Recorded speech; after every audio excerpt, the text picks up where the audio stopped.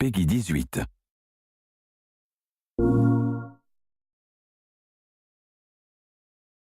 My name is David Hughes and I'm a disease biologist. I study infectious diseases and I'm an assistant professor of biology and entomology at Penn State University.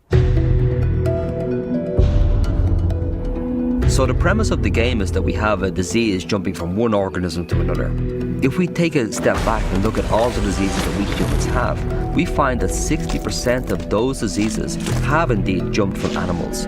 We're constantly moving across this border between the human world and the animal world. And as we do so, we invite parasites to jump that border. AIDS is the classical example. It jumped from being in a chimpanzee, where it doesn't seem to be particularly virulent or dangerous, into humans. Consequently, 75 million people have become infected by HIV, 35 million people have died. And there are many more examples besides that. The classical example is the 1918 bird flu. After the First World War, this killed more individuals than the First World War itself. That jumped from an avian source into humans.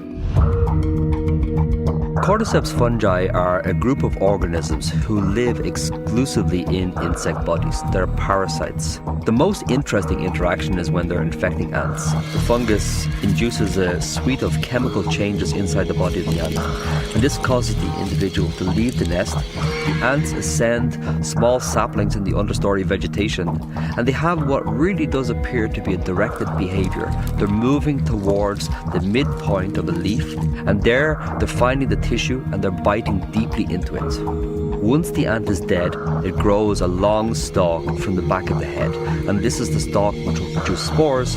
And by dying above the ant colony, what is essentially happening is that the fungus has invented a sniper's alley of infection, where spores are being hurled down on top of them, and this is how the infection reoccurs in the society. So the essential question is, could this cordyceps fungi be a problem for humans?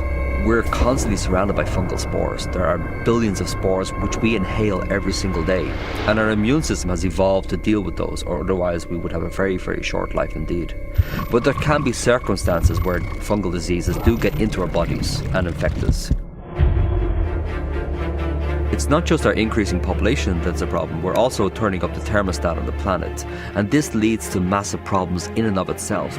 Another problem, of course, is the airplane. We have this ability to move across the planet over the course of hours. We see this in a classical example, which was this SARS outbreak 10 years ago, where we had a disease traveling from Hong Kong to Canada and then throughout the world on a very, very short timescale. So what we're doing with this world is we're creating a place which, in the immortal phrase, is hot, flat and crowded.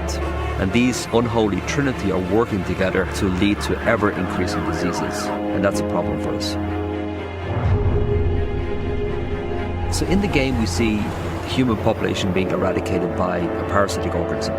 Could that happen? In our sanitized, urbanized world, we probably think that it's unlikely.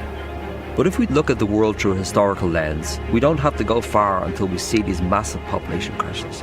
In certain parts of Europe during the bubonic plague, which started around about 1348 and then lasted for about 600 years, we see massive population crashes, as many as half of the people dying.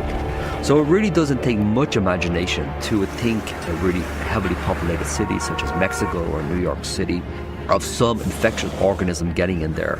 And if it doesn't reduce our population considerably, it will at least create massive panic.